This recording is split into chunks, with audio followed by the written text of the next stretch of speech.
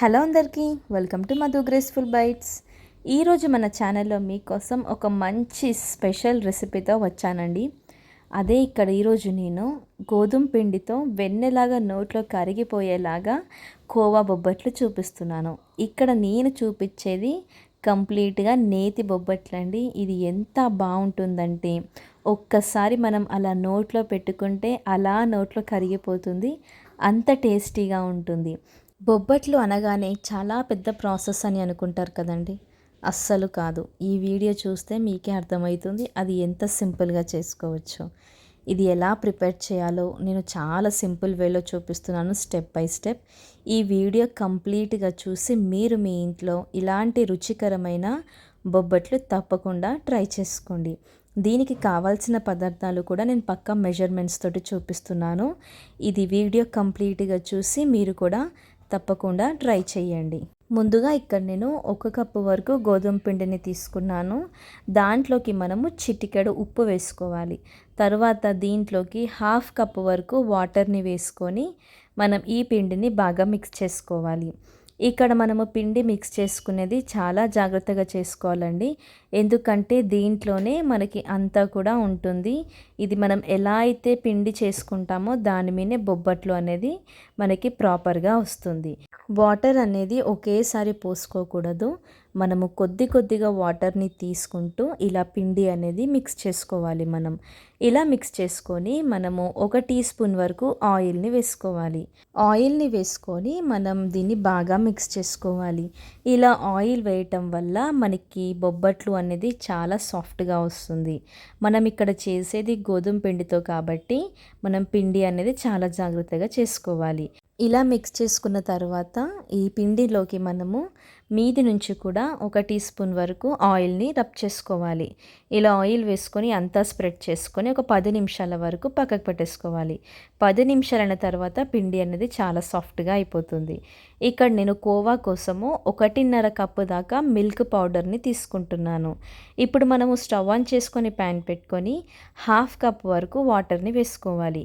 ఏ కప్పుతో అయితే మనం మిల్క్ పౌడర్ తీసుకున్నామో అదే కప్పుతోటి 1/2 కప్ వరకు వాటర్ని తీసుకోవాలి. ఈ మెజర్మెంట్స్ అనేది మనకి పక్కా కరెక్ట్గా ఉండాలండి. అప్పుడే మనకి కరెక్ట్గా వస్తుంది. ఇలా మనం వీటిని వేసుకొని కంప్లీట్ లో ఫ్లేమ్లో మాత్రమే దీన్ని బాగా మిక్స్ చేసుకోవాలి. ఇది కొంచెం గట్టిగా అయ్యాక దీంట్లోకి మనము 1 టీ స్పూన్ వరకు కొబ్బరి పొడిని వేసుకోవాలి. ఇలా కొబ్బరి పొడి వేయటం వల్ల కోవా టేస్ట్ అనేది చాలా బాగుంటుంది. ఇప్పుడు ఇది మనం పక్కకు పెట్టేసుకొని ఇది కొంచెం చల్లగా అవ్వనివ్వాలి. చూసారు కదా ఎంత థిక్గా వచ్చిందో కోవా. ఇప్పుడు మనం మిక్సీ జార్ తీసుకొని 1 టీ స్పూన్ వరకు షుగర్ని వేసుకోవాలి. అలాగే 1/2 టీ స్పూన్ వరకు యాలకుల పొడి వేసుకోవాలి. ఇలా వీటిని వేసుకొని మనం పౌడర్ని ప్రిపేర్ చేసుకోవాలి. ఆ షుగర్ పౌడర్ని మనం ఈ కోవాలోకి వేసేసుకోవాలి. ఇలా వేయటం వల్ల బొబ్బట్లు అనేది చాలా స్వీట్గా వస్తుంది. లేదు మీకు షుగర్ వద్దు అనుకుంటే మీరు దాన్ని స్కిప్ చేసేయచ్చు. ఇప్పుడు మనము ఒక అరిటాకు తీసుకున్నానండి. ఇక్కడ నేను మీ దగ్గర ఇది లేకపోతే నార్మల్గా మనం ప్లాస్టిక్ కవర్ ఉంటుంది కదా, ఆ కవర్ పైన కూడా చేసుకోవచ్చు. ఇలా మనం అంతా కూడా నెయ్యి అప్లై చేసుకోవాలి. తరువాత మనం కొంచెం పిండిని తీసుకొని ఇలా మన చేతులకి కూడా నెయ్యి అప్లై చేస్తూ ఇలా మనం ఈజీగా స్ప్రెడ్ చేసుకోవాలి. తర్వాత దీంట్లోకి మనం కోవాని ప్లేస్ చేసుకోవాలి. ఇలా చేసుకొని మనం అంతా కూడా పిండిని సరిగ్గా క్లోజ్ చేయాలి. అది ఎక్కడ కూడా బయటికి రాకుండా మనం చూసుకోవాలి. ఇలా చేసుకొని ఇప్పుడు మనం నెయ్యి కొద్దిగా మనం చేతులకు కూడా వేసుకొని ఇలా దీన్ని మనం స్ప్రెడ్ చేసుకోవాలి. ఇక్కడ అంతా కూడా చేసేది మనం నెయ్యితోనే అండి. లేదు అంటే మీరు ఆయిల్తో కూడా చేసుకోవచ్చు. కానీ ఆ నేతి బొబ్బట్ల టేస్ట్ రావాలి అంటే నెయ్యి కంపల్సరీగా వాడుకోవాలి. ఇలా మనం స్ప్రెడ్ చేసుకోవాలి. ఎక్కువ సన్నగా కూడా చేసుకోవద్దు, అలా అని ఎక్కువ మందంగా కూడా చేసుకోవద్దండి. ఇలా ఈక్వల్గా కరెక్ట్ షేప్లో మనం ఇలా స్ప్రెడ్ చేసుకోవాలి.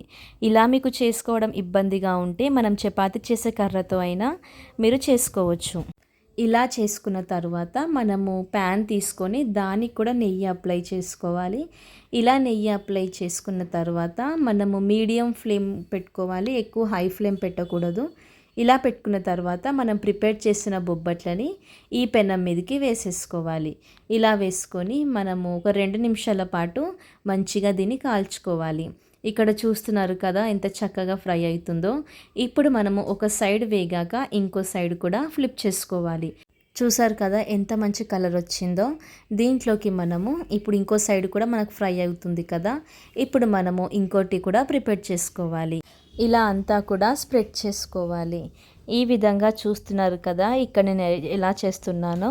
ఇలా మన చేతులకి నెయ్యి అప్లై చేస్తూ ఇలా చేస్తే మనకి ఈజీగా అయిపోతుంది. ఇలా స్ప్రెడ్ చేసుకున్న తర్వాత దీంట్లోకి మనము కోవా పెట్టేసుకొని బొబ్బట్లని ఇలా చేసేసుకోవాలి. ఇక్కడ చూస్తున్నారు కదా, ఇంకో సైడ్ కూడా మనకి సరిగ్గా ఫ్రై అయిపోయింది. ఇలా మనము కాల్చుకునేటప్పుడు కూడా ఒక 2-3 డ్రాప్స్ వరకు నెయ్యి వేసుకోవాలి. ఇలా నెయ్యి వేస్తూ దీన్ని మనము బాగా కాల్చుకోవాలి. చూస్తున్నారు కదా ఎంత చక్కగా వస్తున్నాయో. ఇలా మనము ప్రిపేర్ చేసుకోవాలి. ఇవి చాలా ఈజీగా వస్తుందండి. ఎక్కడ కూడా మీకు అస్సలు పొరపాటు కూడా అవ్వదు. మనం కరెక్ట్ మెజర్మెంట్స్ తోటి చేస్తే మాత్రం ఈ బొబ్బట్లు అనేది చాలా పర్ఫెక్ట్గా వస్తుంది. చూసేసారు కదా నేను ఎలా ప్రిపేర్ చేశానో. చాలా సింపుల్గా పక్కా కొలతలతో చూసాం కదా. మీరు కూడా ఈసారి బొబ్బట్లు ఇలా కోవాతోటి ప్రిపేర్ చేయండి. మీ ఇంట్లో వాళ్ళకి కూడా తప్పకుండా నచ్చుతుంది. పిల్లలు అయినా పెద్దవాళ్ళు అయినా చాలా ఇష్టంగా తింటారండి. ఇవి అంత టేస్టీగా ఉంటుంది. చూస్తే కూడా మీకు అర్థమవుతుంది కదా ఈ లోపల స్టఫింగ్ ఎంత మంచిగా ఉందో. మనం హ్యాపీగా ఇవి తినేయొచ్చు, అంత టేస్టీగా ఉంటుంది. చూసేశారు కదా ఎలా ప్రిపేర్ చేయాలో. మీరు కూడా మీ ఇంట్లో తప్పకుండా ట్రై చేయండి. ట్రై చేశాక ఎలా కుదిరిందో మాకు కమెంట్ చేయండి. Thank you for watching Madhu graceful bites. Bye.